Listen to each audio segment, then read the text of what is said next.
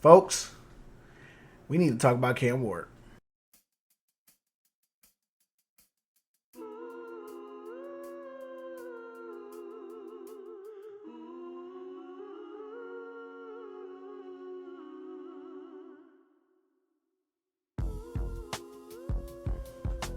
Cam Ward was a quarterback for Miami this past year, Heisman finalist.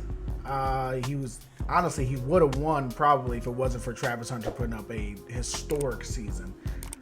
But he's a number one overall pick, and I can't think of a time where a number one overall pick was this. The conversation around him was this quiet. He's like almost getting no real conversation, no press, no nothing. Except for maybe Titans beat writers who are paying attention to him because he's their quarterback. But I've never quite seen a player just be this ignored who was a number one overall pick. I mean, even Trayvon Walker didn't get this ignored. There was at least conversation around whether him and Aiden Hutchinson were better. He's just pretty much getting like, no one cares. And it's sad because I think he might be or is the best quarterback in this past draft class. I mean, fair enough, that is not saying much because this draft class was so light, compared to other ones. But he still went number one overall, and we're not even talking about it. We're not even talking about him. We're not even asking how he's progressing. We're barely hearing stories about how he's progressing. We're not hearing anything. It's very weird and odd. So I wanted to make a video where I spotlighted Cam Ward and give you some of who he is. It's gonna be very loose. I'm not gonna be like going deep into film study or anything, but it's just my observations of who he is as a player and what I think his ceiling could be and if I think he will reach it. So for me, let me just read you what I wrote for him when I was doing just film study. Said this is positives. Arm talent is incredible. Has a lot of arm slots to throw from and pinpoint his pass. Very accurate on all levels. Can extend plays and make throws on the run. Smooth base and footwork. He has great touch on the ball. Improved his pocket awareness. I watched 2 years. He improved his pocket awareness from 2023 to 2024. Ability to extend plays and throw accurately on the run. Works through his progressions quickly. Looks off DBs. He needs to improve his pocket presence in 2023. He improved it in 2024. And when to throw the ball away, sometimes too reliant on his mobility to save plays to get him that gets him in trouble. He drifts in the pocket. The drifting in the pocket still was an issue in his later games. He misses easy throws from time to time, plays hero ball at times. A little too much of a gunslinger. With good coaching and a year to sit, he can learn to balance that.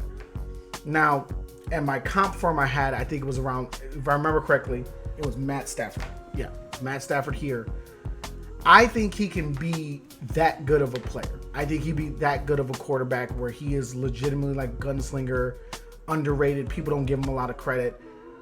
But he had some of the best arm talent that I've evaluated since I've started evaluating. Admittedly, it's just a short amount of time. I'm not like a 20-year vet doing this, but I've been doing it for a couple years now.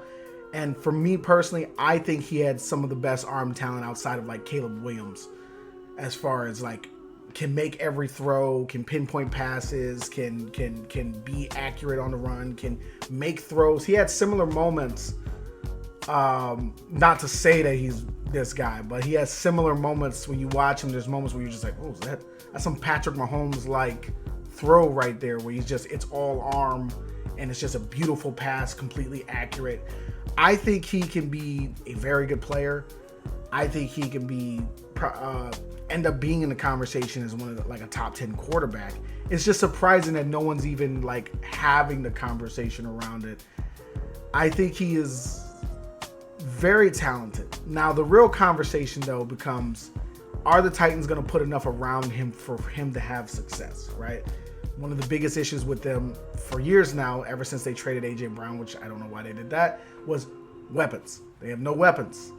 The A.J. Brown trade ended up netting them wide receiver Treylon Burks, cornerback Roger McCreary, tackle Nicholas Petit-Frere, and wide receiver Kyle Phillips. Now, currently, Treylon Burks has just been recently cut. Nicholas Petit-Ferrer they let walk. Roger McCreary is still earning his spot on the roster. And Kyle Phillips, and I'm not kidding you, just won a Super Bowl on the Eagles practice squad last year. That's insane. They did take a flyer, a 4th round flyer on a guy that I really like coming out of the draft was Alec Manor, who I had him as my 3rd ranked wide receiver. Personally, I really liked him. I know a lot of people had a lot of concerns with his drops and things like that, but I thought he was a big body wide receiver who can make great catches and was a great route runner. And he put up 240 yards against, it was something crazy like that, like 240 yards and like 2 touchdowns against Travis Hunter, like less than a year and a half ago. So like, I think he's a legitimate player who can succeed. And Travis Hunter might be also playing corner over there in his same division in the AFC South there, over there in the Jaguars. So I can see him being a very good player for them. They also went and grabbed Xavier Restrepo in the undrafted free agent pool, which is a guy that Cam Ward made magic with over there in the U.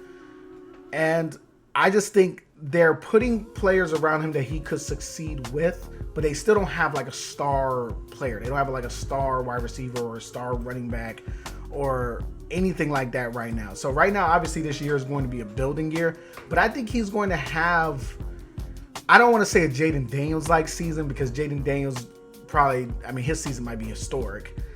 And also, Jalen Daniels also had Terry McLaurin. You know what I mean? He had somebody who was a legit number 1. Maybe Terry McLaurin's maybe like a low-end number 1, but he still is better than anything Cam Ward currently has on the Titans. It's not even close.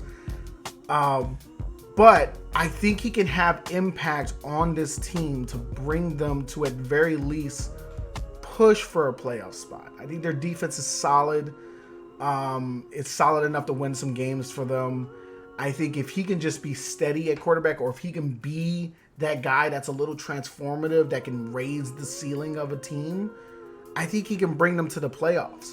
It's yet to be seen, of course, but I think he has that ability. And I mean, the guy went to Miami and turned him into a legitimate playoff contender. And they were not that the year before. So, like, he's a Heisman finalist. He won Best Quarterback last year. I just think he's kind of flying under the radar, which is weird for a 1st round overall pick, specifically the number 1 overall pick. I think he's going to have a good year. I say watch out for him. He's going to be, at the very least, he's going to be a fun NFL Plus watch or Sunday Ticket watch if you're have Sunday Ticket, because he's going to make some crazy plays. He's going to make some throws that are insane.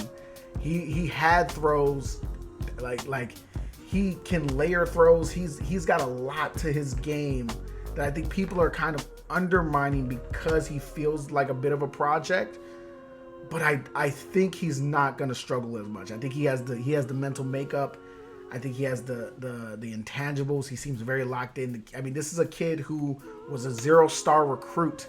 He was a 0-star recruit and went to Incarnate Ward, which is a D2 school. Nobody ever heard of him. Nobody cared about him. He was balling there, went to Washington State, balled out there. Then he transferred to the Miami U and turned him into a possible playoff contender. I think he is, everywhere he's gone, he has elevated the place he's at. He's raised the ceiling for them. And I think he will do that on the Tennessee Titans. I think he's a very underrated player, but I think at the end of it all, we might be saying that he's a top 10 quarterback by the end of the year. He might have if he doesn't have a Jaden Daniels-like season, I can see him having like a CJ Stroud-like season, right? Because I know everyone's like, oh, Nico Collins is great. Like, Nico Collins is great, but nobody was really talking about Nico Collins until CJ Stroud got there. That's all I'm saying. We love Nico Collins, but like, it's not like Nico Collins was lighting it up. He was Justin Jefferson or something, and then CJ Stroud got there. CJ Stroud got there, and then Nico Collins became a name. So what if I think Cam Ward can be that guy that elevates and raises a wide receiver ceiling, can elevate and raise the ceiling of his team. Obviously, time will tell, but I do think he is one of the most under-talked about, ignored number 1 overall picks I've ever seen. And I think he's going to make the league and everyone pay for it. to be honest with you. And I hope he does, because he's great and I love him and I think he's a great player. Anyway, let's talk about it. Like and subscribe. And if you haven't liked to subscribe, turn on notifications. Talk to you soon. Thanks for watching.